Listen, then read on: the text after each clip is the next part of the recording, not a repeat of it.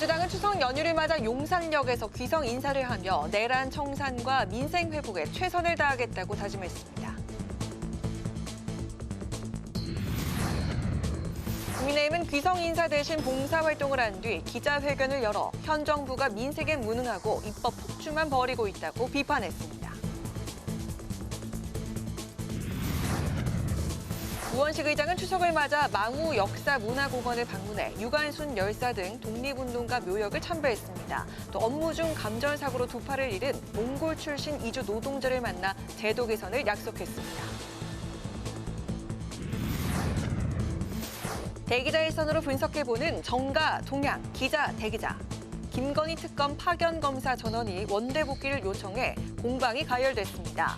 여야의 반응은 엇갈렸고 법무부 장관은 진화에 나선 가운데 검찰개혁 여진이 어떻게 수습될지 살펴봅니다.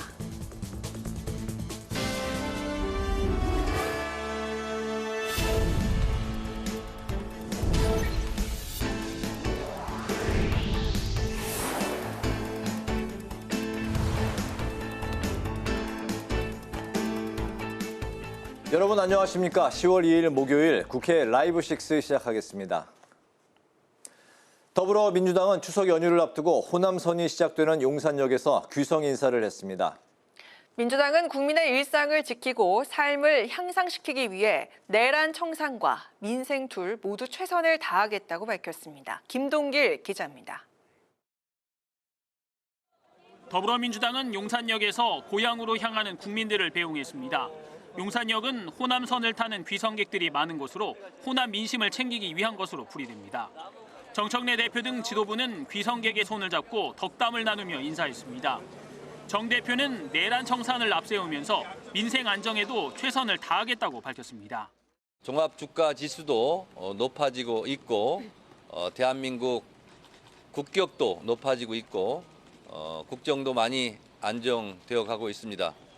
이재명 정부와 함께 우리 국민 여러분들께서 즐거운 추석 맞이하시고 행복한 하루하루 보내시기 바랍니다. 민주당은 민생 챙기기도 강조했습니다. 김병기 원내대표는 최고위 회의에서 추석을 맞아 서민 취약계층과 소상공인, 자영업자를 위한 43조 원 규모의 민생 안전 대책을 가동한다고 밝혔습니다. 또 추석 연휴 기간 현장 소통을 통해 지역 현안을 살피겠다고 말했습니다. 민주당 국회의원 전원은 현장을 돌며 국민의 목소리를 경청하고 민생 대책을 보완하겠습니다. 민주당은 김건희 특검에 파견된 검사들이 집단 반발하며 검찰개혁에 저항하고 있다고 비판하고 자중할 것을 촉구했습니다. 또 추석 연휴 이후 검찰개혁의 마무리 작업과 사법개혁안 등을 발표하겠다고 밝혔습니다. 국회방송 김동길입니다. 국민의힘은 귀성 인사 대신 복지관과 전통시장을 찾으며 현장 민생 행보에 나섰습니다. 정부와 여당의 실정을 부각시키면서 공세 수위를 높였습니다. 강민지 기자입니다. 국민의힘 지도부가 서울의 한 노인복지관을 찾아 어르신들과 송편을 빚는 봉사활동에 나섰습니다. 장동혁 대표는 나라와 경제가 좋아지길 바라는 마음을 송편에 담고 어르신들의 민심을 더 잘 살피겠다고 강조했습니다. 오후에는 경동시장을 방문해 소상공인의 애로사항과 물가 상황을 점검했습니다. 통상 귀성 인사로 시작하던 명절 일정을 현장 행보로 대체한 건 내란 종식과 검찰개혁에 집중하는 민주당과는 달리 민생을 전면에 내세우겠다는 의도로 풀이됩니다. 국민의힘은 국회로 돌아가 기자회견을 열고 물가와 경제 문제를 집중 거론했습니다. 지지부진한 관세 협상과 현금 살포 등 정부의 관리 실패가 물가 상승의 원인인데도 전 정부와 기업 탓만 하고 있다고 지적했습니다. 모든 경제 지표가 좋지 않게 나타나고 있습니다. 아무 대책 없이 남 탓만 하다 보면 결국 경제도 죽이고 민생도 죽이는 사형 경제학이 곧 실현되게 될 것입니다. 또 국정자원 화재, 대법원장 탄압 등을 꼬집으며 정권의 무능함과 폭주를 비판했습니다.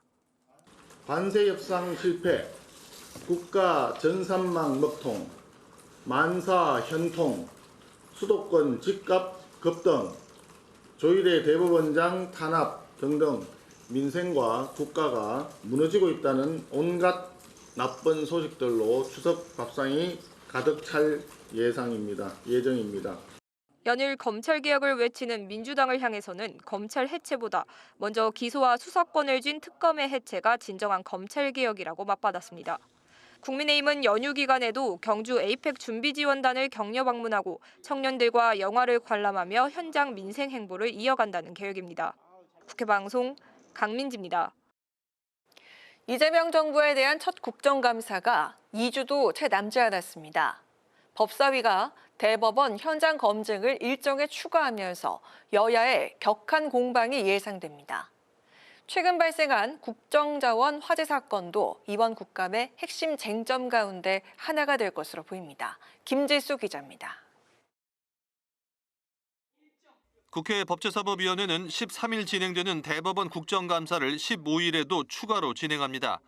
조희대 대법원장이 청문회에 출석하지 않자 민주당이 일정을 변경한 겁니다. 13일은 국회에서 진행하고 15일은 대법원에서 현장 검증 형식으로 실시합니다. 국민의힘은 민주당이 협의 없이 국감 일정을 변경했다며 반발했습니다. 이렇게 일방적으로 또 하루를 잡겠다, 현장 가서 하겠다. 이 말씀 들어보니까 현장 가가지고 또 대법원 압박하려는 수단으로 사용하시려는 거 아닙니까? 반면 민주당은 조희대 대법원장의 대선 개입 의혹을 조사하기 위해 현장 검증이 필수라는 입장입니다. 14일부터 진행되는 행안위 국감에서는 국가정보자원관리원 화재 사태가 쟁점이 될 것으로 보이는데 이미 어제 현안 질의를 한 차례 진행했습니다. 민주당은 시스템 이중화 대상에 공공기관이 빠져 있다고 지적했습니다. 특히 2023년에도 행정 전산망이 다운됐었는데 오히려 관련 예산을 삭감하는 등 윤석열 정부가 적절한 조치를 취하지 않았다고 비판했습니다. 전임 정부가 할 수 있었음에도 불구하고 제대로 안 해놓은 게 분명히 원인이 있습니다만 이재명 정부는 달라야 되지 않겠습니까? 국민의힘은 30% 이하 충전 상태에서 배터리를 옮겨야 했다며 작업 과정에서 실수를 범한 것이라고 지적했습니다. 그 현장에서 정말로 부실한 관리고 부실한 이 사람들이 가서 발생한 명백한 인재라고 저는 보거든요. 행안위는 전산망 마비 사태를 규명하기 위해 전현직 국가정보자원관리원장과 LG에너지솔루션 대표 등을 증인으로 채택했습니다. 국회 교육위는 14일부터 총 68개 기관에 대한 국정감사를 진행합니다. 여당은 김건희 여사 논문 표절 의혹에 연루된 김지용 국민대 이사장을 증인에 포함시켰는데 그동안 수차례 증인으로 채택되면서도 불출석한 김 이사장을 강하게 비판했습니다. 김건희 여사 논문 표절 의혹과 관련해서 이미 핵심 증인으로 지목이 되었는데 항상 그분은 국민의 부름을 무시하고 도망치고 있습니다. 김 이사장이 2022년부터 3년 연속 국감 증인으로 채택됐지만 모두 해외 출장을 이유로 불출석했다는 겁니다. 국민의힘은 혁신당의 조국 비대위원장 자녀 특혜 의혹을 부각시키기 위해 김동원 고려대학교 총장을 증인으로 부르기로 했습니다. 국회 방송 김지수입니다.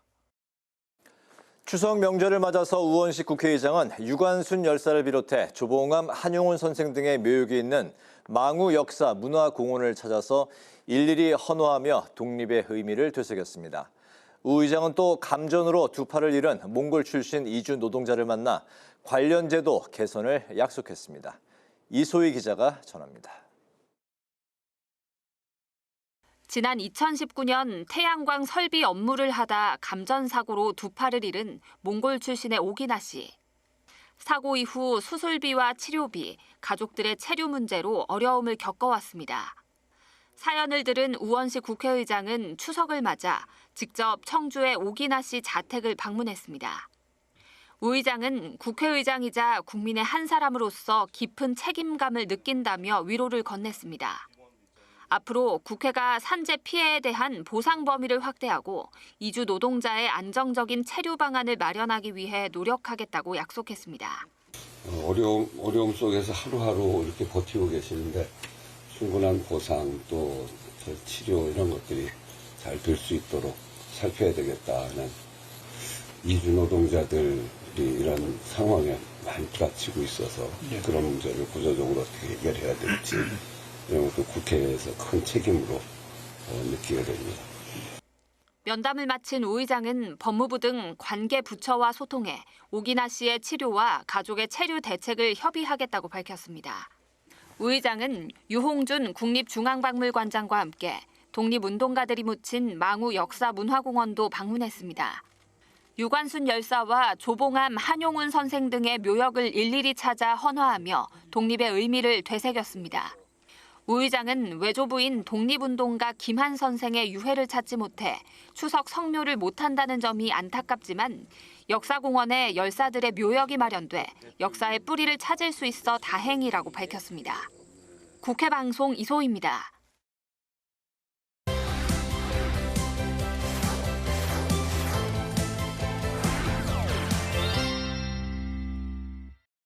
이슈픽 천재원 개건 기자와 함께 다가오는 국정감사 관련한 국회 상황부터 이야기를 나눠보겠습니다. 천 기자 안녕하세요. 안녕하세요. 네, 이재명 정부 첫 국정감사가 오는 13일에 시작이 됩니다.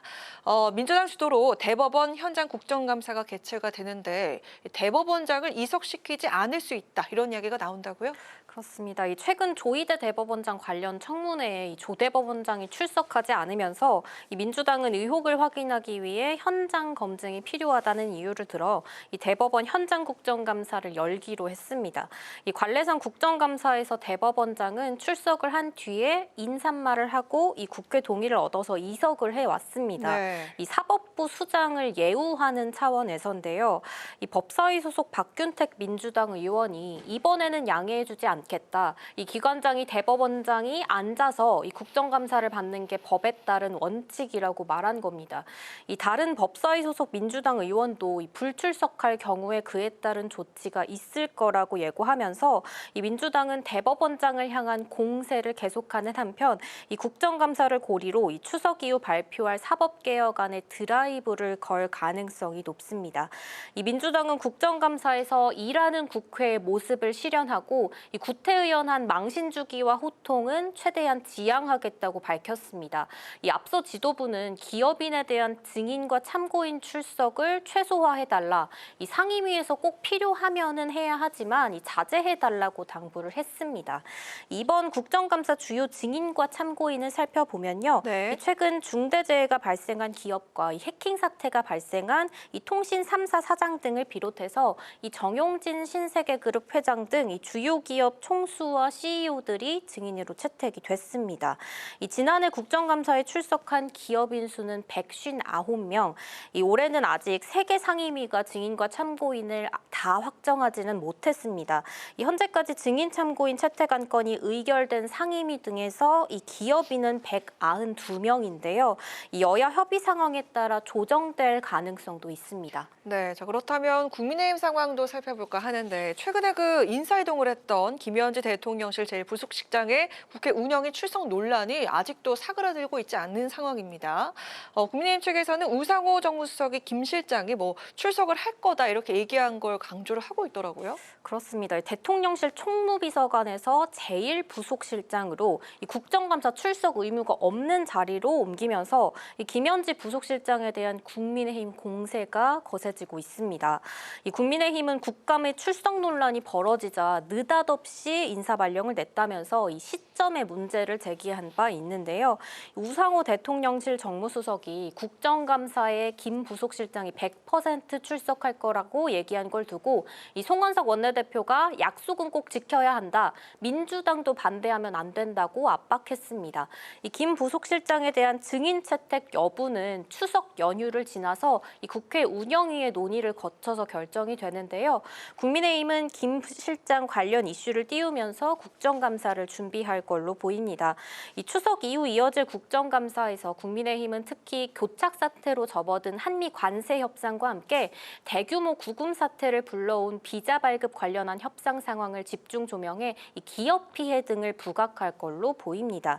국민의힘은 물가 인상 등 민생 이슈도 국정감사에서 집중적으로 다루겠다는 계획입니다.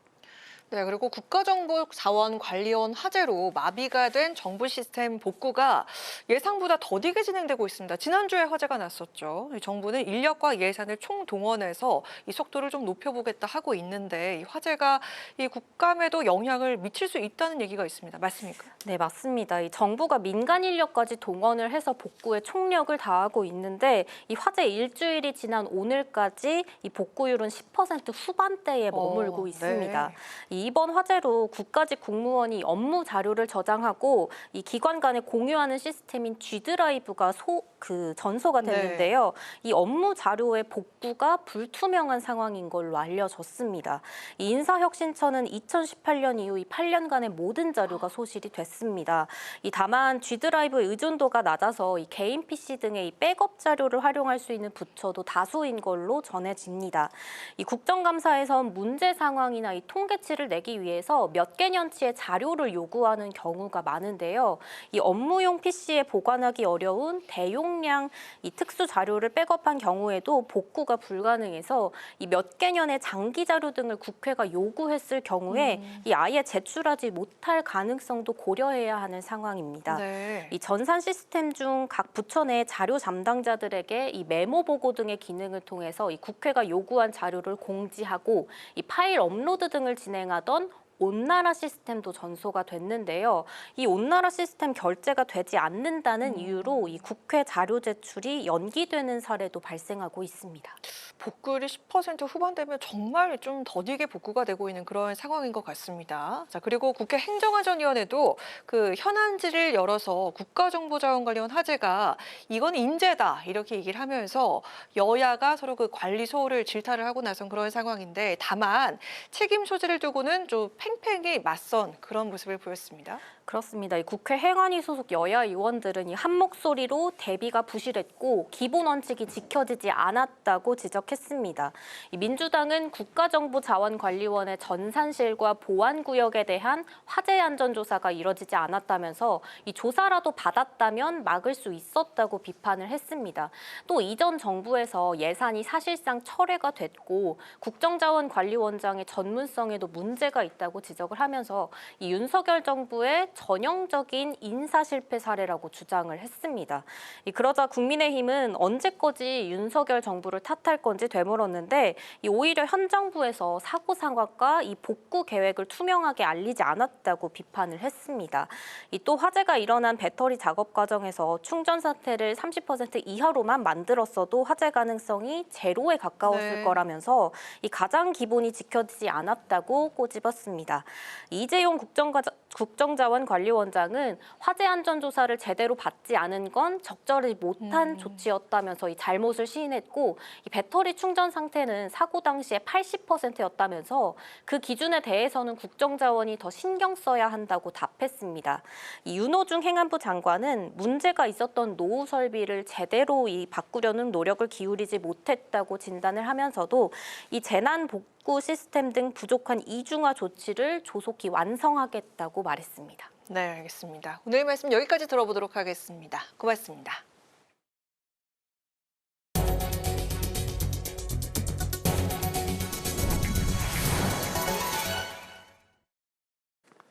더불어민주당은 한동훈 전 국민의힘 대표에게 당당히 내란 특검에 출석해 계엄 해제 표결 방해 의혹에 대해 소상히 밝히라고 거듭 촉구했습니다. 부승찬 대변인은 오늘 서면 브리핑에서 한 전 대표가 당시 정황을 상세히 아는 만큼 출석과 진술이 진실 규명에 필수라고 말했습니다. 또 한 전 대표가 이미 책이나 언론 인터뷰를 통해 밝혔다고 주장하고 있는데 검사 시절에 이런 사례를 증인 불출석 사유로 받아들인 적이 있냐고 꼬집었습니다. 국민의힘이 조희대 대법원장과 한덕수 전 국무총리의 회동서를 제기한 서영교, 부승찬 더불어민주당 의원에 대한 징계 요구안을 국회에 제출했습니다. 국민의힘은 사법부의 독립을 파괴하기 위한 목적으로 국회 본회의장과 상임위 회의장에서 조희대 대법원장 관련 허위사실을 유포한 두 의원의 징계안을 제출한다고 밝혔습니다. 서 의원과 조 의원은 조 대법원장이 이재명 사건이 대법원에 올라오면 알아서 처리하겠다는 발언을 했다는 의혹 등을 제기한 바 있습니다. 국회 사무처가 어제 국회의원회관 2층 남자 화장실에서 손도끼와 금속 너클 2개를 발견해 영등포 경찰서에 수사를 의뢰했습니다. 손도끼는 어제 새벽 청소 근로자에 의해 양변기 뒤편에서 발견됐고 금속 너클은 의회 방호 담당관실에서 화장실 전체를 검색하는 과정에서 찾아냈습니다. 국회 사무처는 국정감사를 앞두고 있는 상황에서 출입자 검문 검색과 경내 경호 조치를 강화해서 국회의원과 국회 구성원의 신변 보호를 위해 최선을 다할 방침입니다.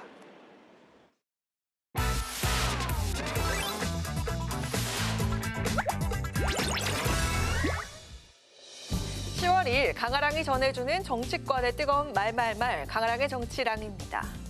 오늘 첫 번째 주제는 검찰개혁 파열음입니다.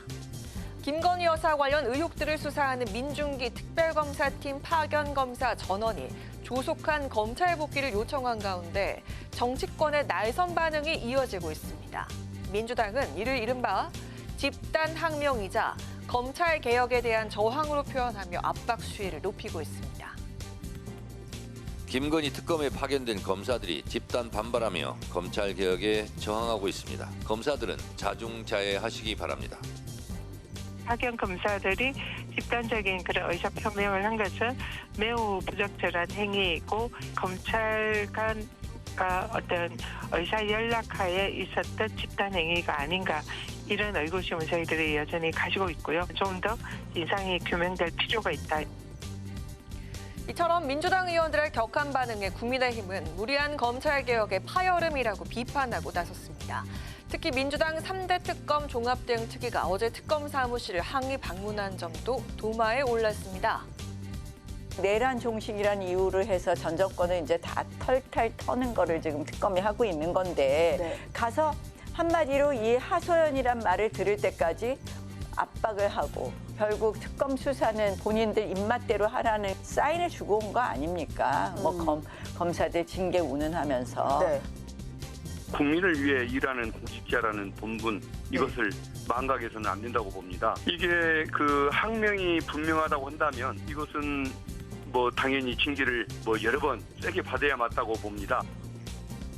파견 검사들은 수사 기소 분리란 명분으로 검찰청에 해체되고 검사의 중대범죄 수사 기능이 상실됐는데 파견 검사들이 직접 수사, 기소, 공소 유지가 결합한 특검 업무를 계속 담당하는 것이 과연 옳은 것인지 혼란스럽다는 주장입니다. 즉, 검찰청 폐지와 특검 수사 상황은 모순이란 건데요. 그런 올바른 지적하는 게 항명입니까? 그럼 민주당은 박정훈 대표 항명 얘기 나왔을 때 왜 그렇게 길게 날뛰었습니까? 자기들하고 뜻이 맞는 임은정 같은 사람 데려다 쓰면 되는 거 아닌가요? 이 제도상 안 맞다는 생각을 가진 사람들을 꼭 쓰려고 하는지 모르겠어요. 그제 정부조직법 개정안이 국무회의에서 의결됨으로써 검찰청은 이제 1년의 유예 기간을 거쳐 내년 10월 2일 역사의 뒤안길로 사라지게 됩니다. 정부와 여야가 내년 10월 검찰청 폐지 전까지 검찰개혁에 허점이 없도록 촘촘한 보완책을 마련해야 할 것으로 보입니다. 이어서 두 번째 주제, 방미통일법 위헌입니다. 방송미디어통신위원회 설치법이 국회 본회의를 통과하면서 직을 잃게 된 이진숙 전 방통위원장이 방미통일 설치법은 자신의 헌법상 권리를 침해하는 위헌이라면서 헌법재판소의 헌법소원 심판을 청구했습니다. 왜 정무직은 승계가 안 되고 임용직들만 승계가 되는지 그 설명이 돼야 되는데 거기에 대한 합리적인 설명이 있나요?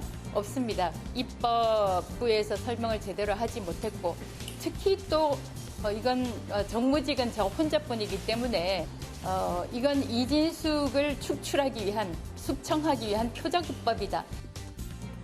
방미통일법은 방통위를 폐지하고 방미통위를 설치하는 게 핵심입니다. 방통위가 폐지되면서 기존 직원과 위원들은 방미통위로 승계되지만 정무직인 이 위원장은 제외돼 야권에선 이진숙 추방법이란 지적이 나오고 있는 겁니다.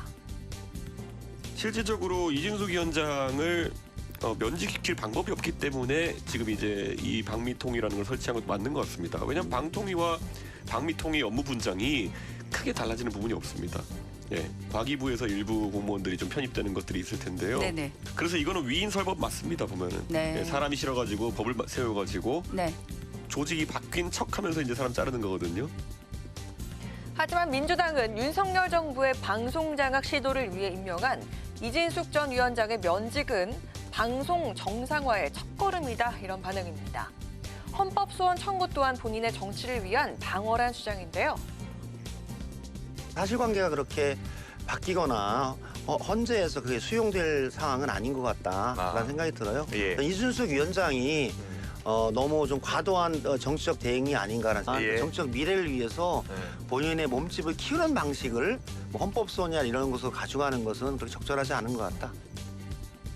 이진숙 전 위원장 측은 내년 8월까지 법적으로 보장된 이진숙 전 위원장의 임기를 단축하면서 평등권 및 행복추구권, 공무담임권을 침해했다는 입장을 피력하면서 헌법 소원과 효력 정지를 위한 가처분도 신청한 상황입니다. 공직자가 임기 보장하는 이유가 있거든요. 정치적 중립이라든가 전문성을 위해서 그런 것인데 이걸 한 사람만 딱 찍어서 제안하는 이런 것을 처분적 입법을 필요하고 이미 헌법재판소에서 위헌 결정이 난 사례가 있습니다. 헌재가 과연 어떤 결정을 내릴지 이목이 집중되는데요. 이진숙 전 위원장이 굳센 항정 의지를 내비치고 있는 만큼 여야 간 방미 통일에 대한 공방과 대치는 당분간 계속될 것으로 보입니다. 지금까지 강하랑의 정치랑이었습니다.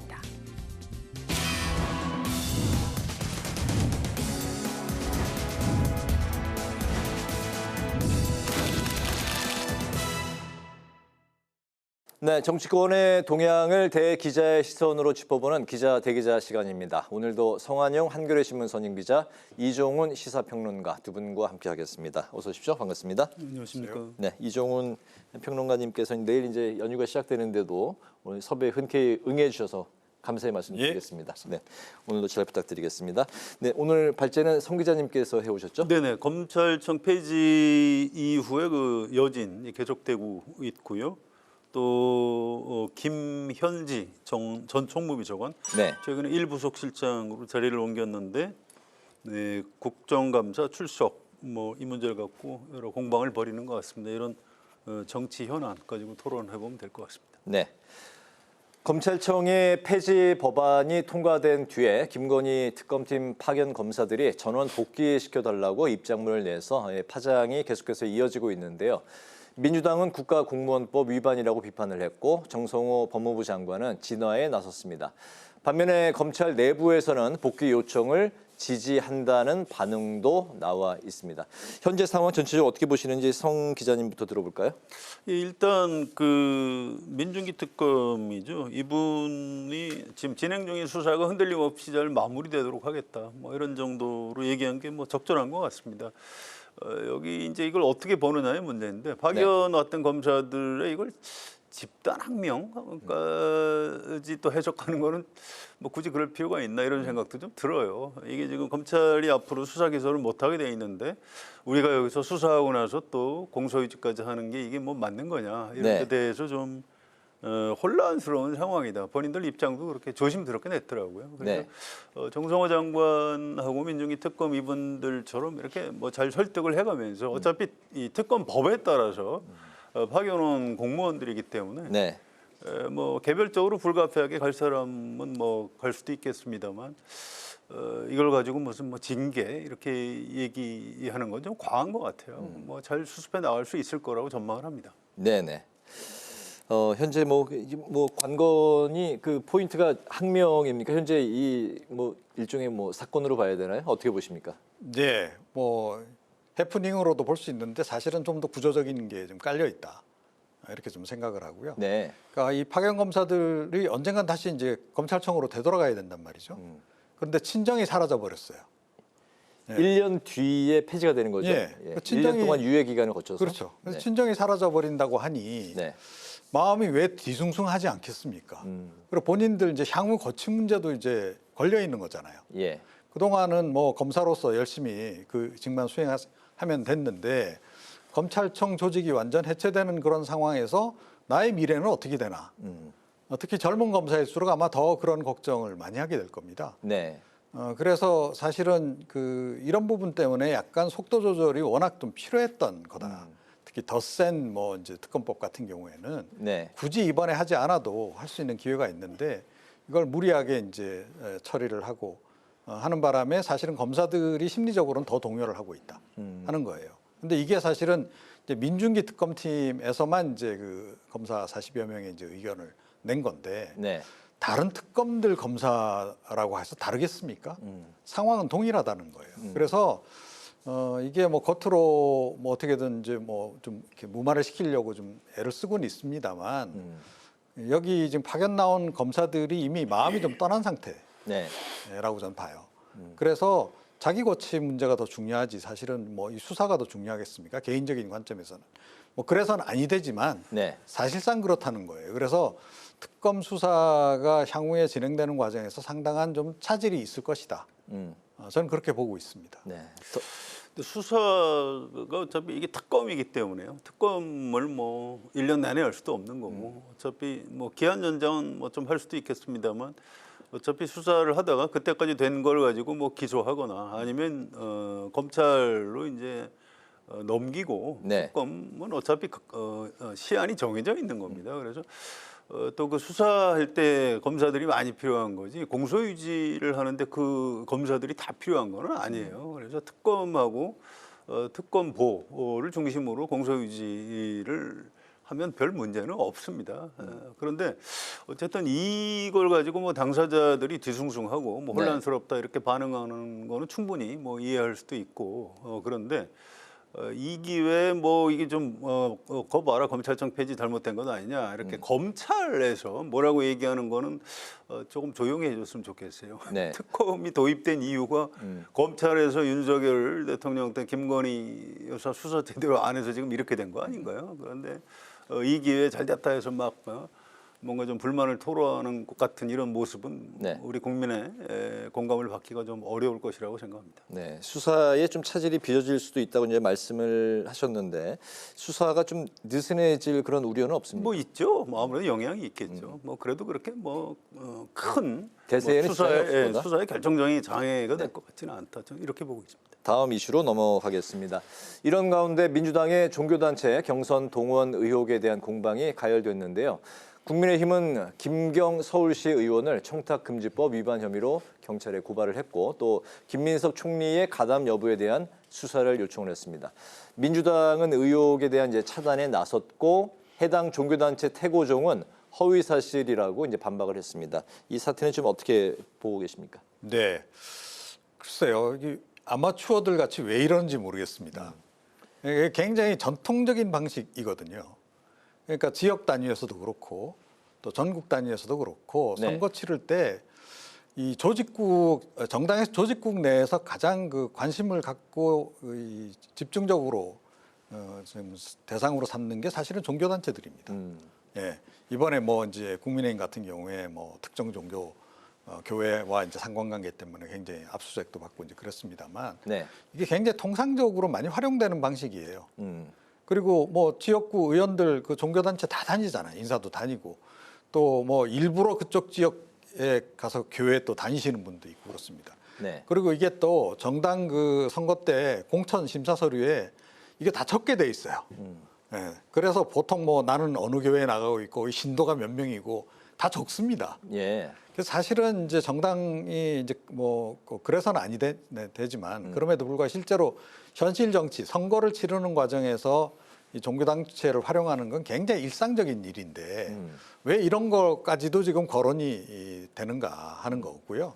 당원 당비를 뭐 대납했다 뭐 그런 의혹도 예, 포함된 근데 거 그런 경우도 사실은 과거에 계속 해오던 방식입니다. 그럼 이번에 문제 삼는 네. 자체가 좀 뭐 좀 어불성설이다 약간 보시는 좀 건가요? 그러니까 정치권의 어법으로 보자면 약간 좀 이상하다 하는 건데, 그러니까 그건 한 가지 이유밖에 없는 것 같아요. 그러니까 최근에 이제 뭐 압수수색 당하고 당원 명부 이제 뺏기고 종교단체 관련해 가지고 이제 논란도 빚어지고 하니까 뭐 민주당에 뭔가 이제 꼬투리를 이제 잡으려고 했던 것 같고 그런 과정에서 뭐 한 가지가 이제 포착이 된 것에 불과한데 네. 제가 보건대는 이건 뭐 그냥 해프닝으로 넘어갈 가능성이 굉장히 높다.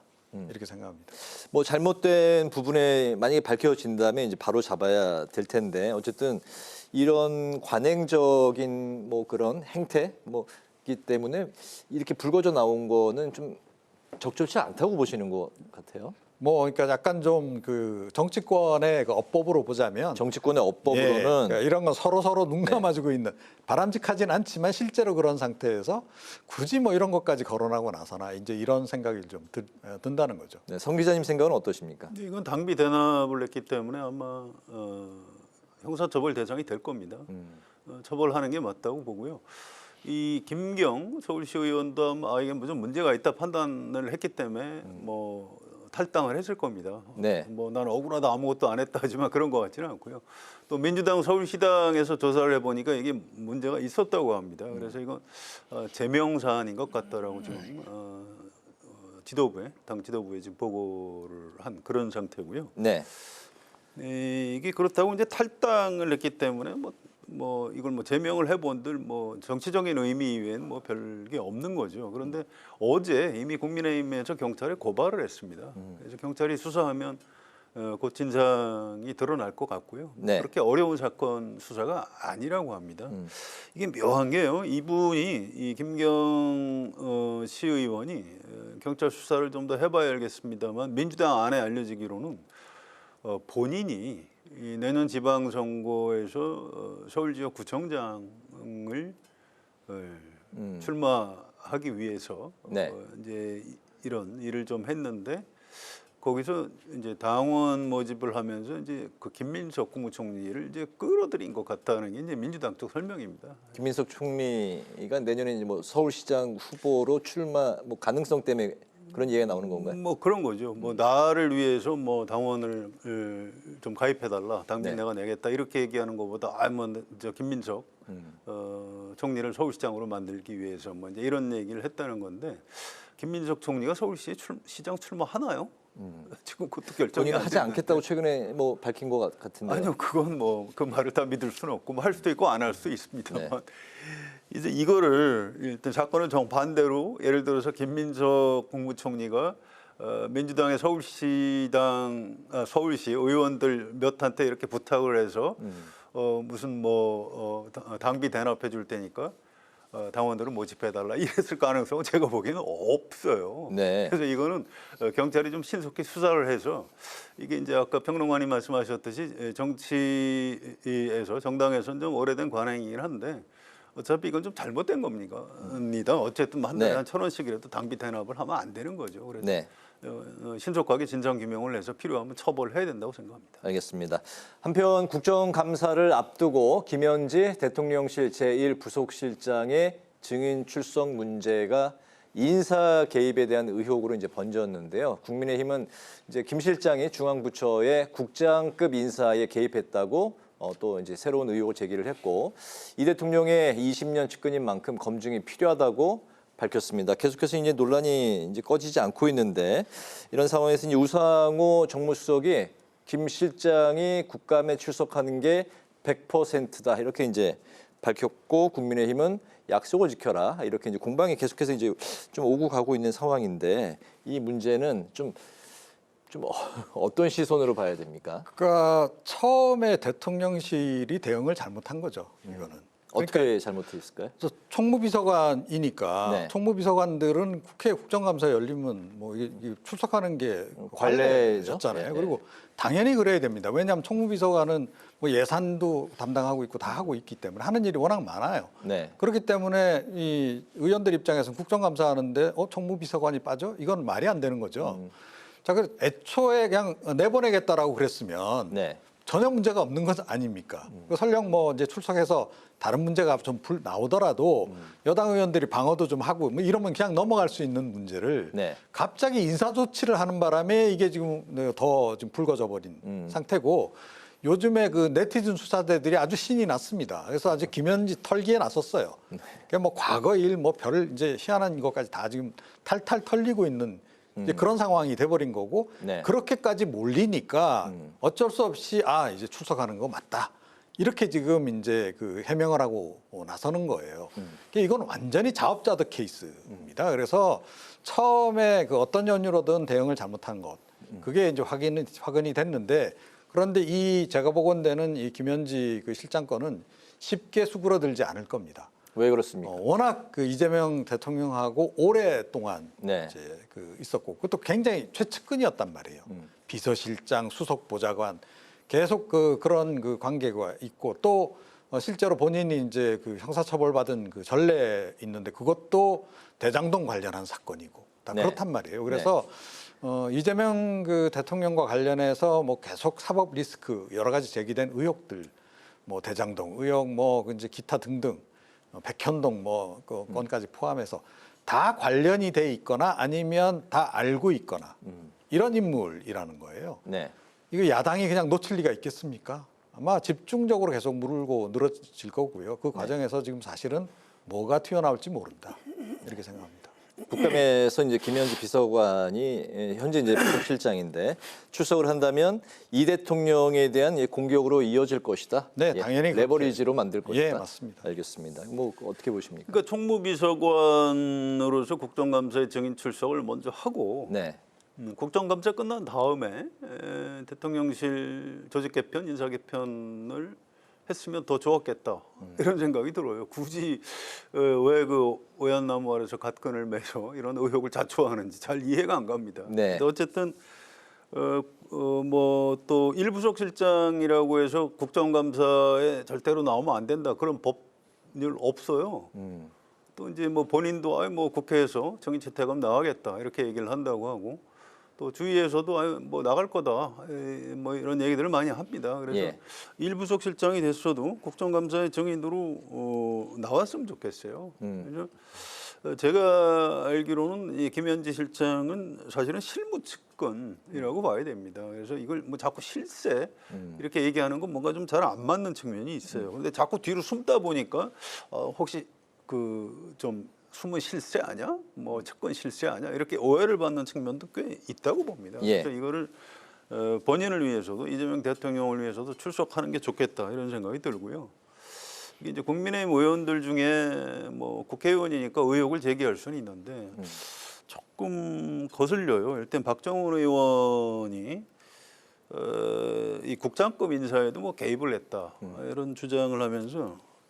본인이 이런 주장은 좀 더 확인이 필요하지만 이렇게 단서를 달고 그런 얘기를 해요. 네. 아니, 박정훈 의원은 언론인 출신인데 언론의 가장 기본이 일단 팩트 체크를 하고 의혹을 제기를 하는 겁니다. 근데 그걸 덜 한 상태에서 이 얘기를 꺼냈고요. 또 뭐 대통령 비서실장이 원래는 홍익표 전 의원이었는데 김현지 실장이 캠프에서 강훈식으로 바꿨다. 뭐 이런 얘기를 또 했어요. 홍익표 전 의원에서 강훈식 의원으로 바뀌었다. 그 역할을 하는데 김현지 바꿨다. 당시 총무비서관이었다. 네. 아니 그 당시 총무비서관이 아니겠죠. 뭐 네네. 어쨌든. 네네. 그럼 이게 박정훈 의원이 이제 얘기한 얘기인데 아니 이게 맞는 얘기예요. 전 도저히 아니 김현지 대통령입니까? 그러면 지금 이재명 대통령은 허수아비예요. 지금 무슨 얘기? 지금 이 얘기를 믿으라고 하는 건지 도저히 알 수가 없고요. 네. 또 이제 이 김현지 실장의 학력에 대해서 뭐 잘 알려지지 않다 보니까 벌어진 일인데 김장겸 의원, 이분도 또 언론인 출신이에요. MBC 사장까지 하신 분 아니에요? 예. 무슨 신구대의 환경 조경학과 나왔다 김현지 실장. 오늘 뭐 그 당시 이제 상명여대 93학번으로 그 언론에 조금 전에 나온 것 같습니다. 그렇죠. 네네. 근데 이제 그때 그 신구대 교수였던 네네. 분이 산림청장이 됐다. 이거 김현지가 인사한 것 아니냐. 하루 만에 아닌 걸로 드러났잖아요. 네네. 아니 방송사 사장까지 한 분이 이렇게 막 던지셔도 되는 거예요. 이거 이렇게 하면 오히려 네. 김현지 실장에 대해서 좀 더 정확한 팩트를 가지고 우리 국민이 알 필요가 있는 겁니다. 중요한 네. 이재명 대통령 측근이기 때문에 이 국민의힘 의원들 좀 자제해 주셨으면 좋겠다. 이 당부를 꼭 드리겠습니다. 네. 어쨌든 뭐 지금 출석 가능성이 높다고 우상호 수석이 입장을 밝혔기 때문에 한번 지켜봐야 될 것 같습니다. 이런 상황에서 민주당이 국정감사 기간에 민생 법안 처리를 위해서 본회의를 열자고 제안을 했습니다. 통상 이 국감 때는 본회의를 열지 않는 게 관례였는데 비쟁점 법안 처리를 위해서 노력해 달라는 건데 과연 현재 정쟁이 강하게 이제 오고 가고 있는 그런 상황에서 국민의힘이 좀 어떻게 화답을 할지 이 상황은 좀 과연 기존의 관례를 깨고 비쟁점 법안, 특히 이제 뭐 민생 법안을 처리하기 위해서 국민의힘이 본회의에 화답을 할지 어떻게 보십니까? 글쎄요, 이것도 사실은 그 민주당 지도부가 이 첫 단추를 잘못 깼죠. 그러니까 기억하시겠지만 이제 이재명 대통령이 장동혁 대표 불러서 여야 그 지도부 회동하고 난 직후에 네. 곧바로 그 여야 민생경제협의체 만들기로 합의했다. 이렇게 발표하지 않았어요. 네. 그게 제대로 굴러갔으면 지금 한참 일을 하고 있겠죠. 벌써 합의된 법안들도 뭐 수십 개 나왔을 거고. 그런데 실제로 어떻게 전개가 됐습니까? 처음에는 뭔가 될 것 같았어요. 그래서 민생협의체 뭐 관련해서 뭐 쌍방이 뭐 3인씩 해서 뭐 만든다는 것까지 합의도 되고 이제 그런 상황에서 무슨 일이 또 불거졌냐 하면 사실은 여야 원내대표가 또 만나가지고 뭐 특검법이니 뭐 이제 이런 거 정부조직법 이 협상을 또 했잖아요. 네. 해가지고 합의를 또 했어요. 예, 기억하실 겁니다. 그래서 네. 뭐 정부조직법 금융위원회 뭐 이렇게 개편하는 거라든가 이런 거는 국민의힘이 협조를 해주고, 예, 그 대신에 이제 그 특검법에서 약간 좀 국민의힘이 문제 제기하는 것들은 조금 수정하고, 예, 수정하고 이렇게 합의가 이루어졌는데 당일날 정청래 대표가 이걸 엎어버리잖아요. 네. 그리고 그 다음날 대통령이 나와가지고 그 100일 기자회견에서 정청래 대표 편을 들어주고, 자 그러면서 이 판이 또 깨졌고. 그 어떻게 됐습니까? 정부조직법 하면서 이번에 금융위원회 개편 부분은 또 빼지 않을 수 없었고 이렇게 다 꼬여버린 거예요. 이게 다 엮여가지고. 네. 자 이런 상태에서 야당이 지금 이제 장외투쟁으로 이제 나가버린 거 아닙니까? 장동혁 대표가 처음에는 대통령 만나고 와가지고 굉장히 호의적으로 반응을 했었어요. 그러다가 지금 완전히 돌아선 상태인데 네. 이제 와서 다시 이제 바짓가랑이를 잡으면서 아 우리 민생 그거 합시다. 하면 국민의힘이 이게 쉽게 돌아올 수 있겠냐는 거예요. 일단 감정적으로 네. 이 상황이 지금 별로 좋지는 않다. 국감 기간에는 쉽지 않다. 예, 그리고 아마 이제 궁극적으로는 그렇다고 해서 이제 국민의힘도 민생을 외면할 수는 없기 때문에 네. 이제 어느 시점에 가서는 아마 이제 뭐 민생협의체를 다시 가동을 하든지 아니면 민생법안 우선 뭐 몇 가지 처리한다든지 합의를 해주긴 할 겁니다. 근데 지금 당장은 지금 그런 상황이 아니다. 그리고 제가 보건대는 네. 이게 민주당 지도부가 그러니까 이런 그 완급 조절 내지는 그러니까 이 국회에서의 그 어떤 그 원내 전략 네. 이런 부분에도 제가 보건대는 뭔가 이렇게 여당답지 않게 왜 이렇게 쫓기는지 모르겠는데 너무 입법 그 독주를 지금 하다 보니까 이게 뭔가 이렇게 좀 야당하고의 그런 협치 구조를 만들어내는 그 역량면에서 네. 좀 떨어지는 그런 상황이 아닌가 그런 생각을 지울 수 없습니다. 네, 민주당이 현재 야당과 협치를 하는 그런 좀 동력, 그 어떤 그 능력이 좀 떨어지는 능력 이제 말씀까지 하셨는데 어쨌든 이제 국감 기간에 민생 협의체 가동이 중단이 되면 10월이 그냥 날아가는 건데요. 예, 어떻게 보십니까? 예, 뭐 여당 된 지 얼마 안 돼서 아직 미숙한 것 같아요. 지금 평론가님 말씀이 다 맞는 말씀이고요. 좀 잘 해야 됩니다. 네. 그런데 머지않아서 민주당하고 국민의힘이 이거 합의할 수밖에 없을 겁니다. 이걸 두 가지 이유인데요. 당장 연휴인데 그럼 뭐 그때 어떻게 할 건지, 그럼 진짜 필리버스터를 다 몇십 개 법안을 할 건지 그 불가능하고요. 네. 또 국정감사를 해야 돼요. 야당이 국정감사를 어떻게 포기합니까? 그래서 합의는 될 것이다 이렇게 생각을 하고요. 오늘 송원석 원내대표가 기자들이 이 모든 법안 필리버스터 진짜 할 거냐? 이 기자들도 걱정이거든요. 이게 필리버스터 진짜 하면 이게 연휴도 반납해야 되고 이게 골치 아프거든요. 그래서 예. 물어봤는데 절박하게 송원석 원내대표가 그 부분은 답변을 안 드리겠습니다. 이렇게 얘기했어요. 그래서 예. 아니, 뭐 그렇게 하지는 않겠다 이런 얘기입니다. 그래서 여당의 여러 가지 문제가 있어서 지금 전국이 꼬인 건 맞는데 또 이제 정치라는 게 이렇게 막판에 가면 다시 합의하게 돼 있습니다. 네. 그래서 곧 일정에 합의할 것이다 이렇게 전망을 합니다. 10월로 보시는 건가요? 그렇습니다. 알겠습니다. 지켜보기로 하고요. 오늘 경찰이 정부 전산망 화재와 관련해서 국정자원관리원 등 4곳을 압수수색했습니다. 역시 여야의 이제 공방이 오고 가고 있는 포인트인데 사고가 반복되지 않는 게 가장 중요한 포인트인 것 같습니다. 좀 어떤 수습책이 나와야 될까요? 마지막으로 좀 짧게 들어볼까요? 예, 이 와중에도 지금 여야가 서로 지금 책임 공방하고 있잖아요. 근데 지금 그동안에 이렇게 일어난 일들, 사실은 또 이제 그 시설을 센터를 하나 더 개소하려고 했던 거 아닙니까? 네. 무산된 과정, 예산이 잘린 과정 이런 걸 보게 되면 여야 모두 책임이 있어요. 네. 네. 자기네들이 집권했을 때 잘 챙기면 될 문제를 안 챙겼기 때문에 여기까지 온 겁니다. 그런데 이걸 놓고 또 공방을 벌인다? 정말 황당하다. 네. 계속 이런 식으로 한다면 국민들이 분노할 수밖에 없다. 그런 말씀을 드립니다. 네, 성 기자님. 예, 저도 양비론으로 얘기할 수밖에 없어요. 이게 야당에서 이럴 때 공격하는 거예요. 그럼 정부 여당에서는 그냥 뭐 이렇게 비판 받아주는 게 맞는 겁니다. 어차피 이 현재 정권이 뭐 어느 쪽 정당의 정권이냐에 관계없이 그건 정부의 책임이 있는 거죠. 그래서 네. 현재 정권을 잡은 사람들이 정부를 대표해서 사과하는 거고 대책을 마련하겠습니다. 이렇게 하는 거고요. 또 이제 야당에서도 이게 무슨 정권의 무능에 의한 뭐 엄청난 인재다 이렇게 해서 자꾸 이제 이재명 정부의 무능으로 몰고 가는데 그게 잘 안 맞아요. 지금 대통령이 만약에 윤석열 대통령이 그냥 있었으면 불이 안 났겠습니까? 또 불이 났으면 금방 복구가 됐겠습니까? 이제 네. 그런 게 아니거든요. 그래서 너무 지나치게 하면 뭐 좀 문제가 있는 겁니다. 좀 저도 좀 그만했으면 좋겠다 이런 생각.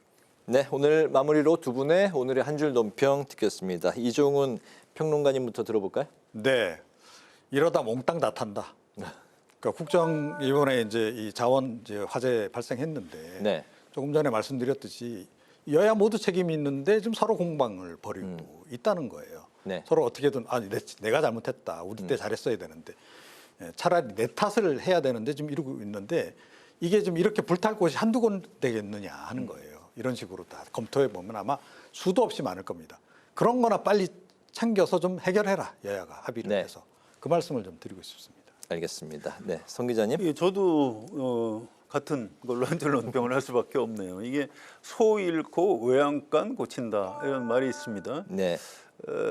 굉장히 부정적인 의미죠. 미리 사전 대비 못하고 사고 터진 다음에 뭐 고치면 뭐하냐 이런 건데 네. 사실은 소 잃고도 외양간을 고치는 게 맞습니다. 그렇죠. 예. 그래야 다른 소가 안 나가는 거예요. 네. 그래서 오늘 제 한 줄 논평은 소 잃고도 외양간은 고쳐야 한다라고 하겠습니다. 알겠습니다.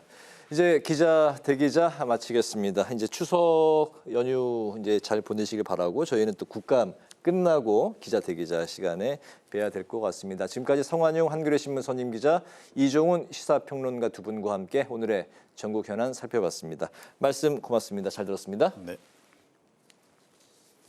오늘 국회 라이브 6도 여기서 마치겠습니다. 시청해 주신 여러분 고맙습니다.